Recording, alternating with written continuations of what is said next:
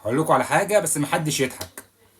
كلنا عارفين ان الزمالك كان عايز يروح يلعب مكان الاهلي في كاس العالم، وده حقه، يعني حقه المشروع ان يحلم ان هو بيلعب في كاس عالم. وقال لك انا هوصل للسيمي فاينال وهوصل للفاينال وهيكسر الدنيا في كاس العالم. امال ازاي بس؟ ما انا هقول لك ازاي. الزمالك لعب ماتشين ودي، تمام. اول ماتش كان مع وادي دجله وخسر 1-0 كالعاده يعني.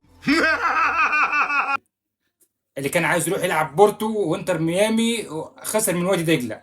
يعني وادي دجله بيلعب دوري ممتاز وطبيعي عادي ممكن يخسر عادي. ايه يعني؟ عادي. قال لك ايه بقى؟ حب بقى يصالح جمهوره. هلعب الماتش اللي بعده ماتش ودي مع بروكسل. لسه ما تعرفوش بروكسل ده بيلعب درجه تانية. قال لك انا هجيب فرقه درجه تانية واقعد اعبيها جوان عشان اقول للجمهور بتاعي الصفقات تمام وشغال زي الفل. الزمالك خسر 3-1. يا جدعان الزمالك بادئ الضحك بدري قوي.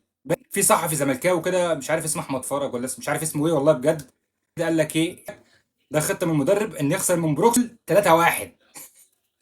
يا جدعان والله العظيم احنا عايشين في عالم، انتوا عايشين في عالم موازي.